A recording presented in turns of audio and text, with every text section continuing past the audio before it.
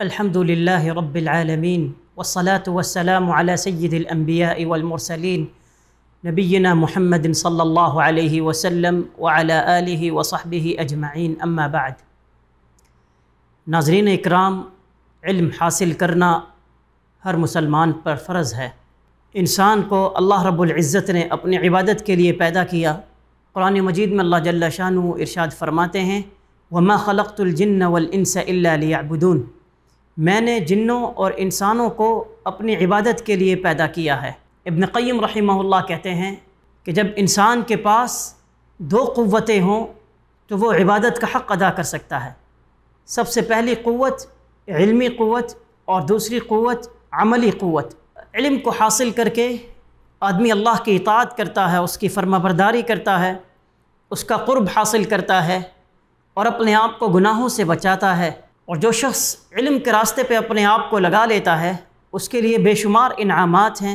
رسول اکرم صلی اللہ علیہ وسلم نے ارشاد فرمایا من سلک طریقا یلتمس فیہ علما سہل اللہ لہ بہ طریقا الی الجنہ، جو شخص علم کا راستہ اختیار کرتا ہے اللہ تعالیٰ اس کے لیے جنت کے راستے کو آسان کر دیتے ہیں۔ اور علم یہ انبیاء کے میراث ہے۔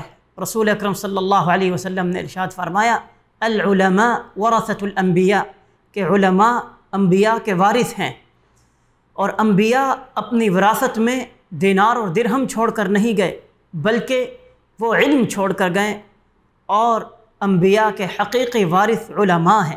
علم کو حاصل کر کے آدمی تقوی، خوف، اللہ کی خشیت اپنے دل میں پیدا کر سکتا ہے۔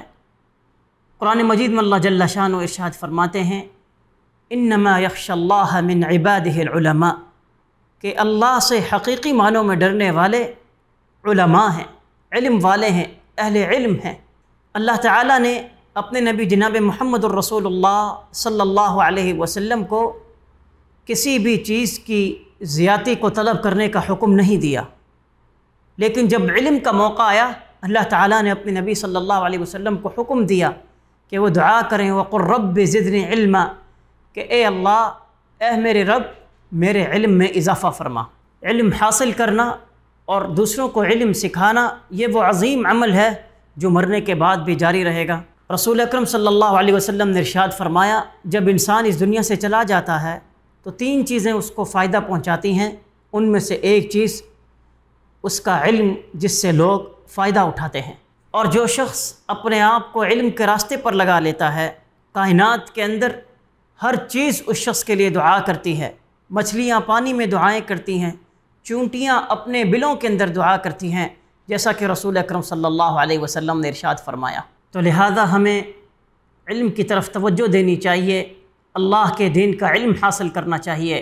رسول اکرم صلی اللہ علیہ وسلم نے ارشاد فرمایا من یرید اللہ بہ خیرا یفقہہ فی الدین، جس کے ساتھ اللہ خیر اور بھلائی کا ارادہ کر لے اسے دین کی سمجھ عطا کر دیتے ہیں۔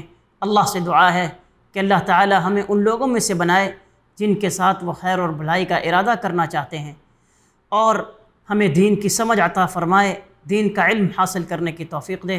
وآخر دعوانا ان الحمد للہ رب العالمین۔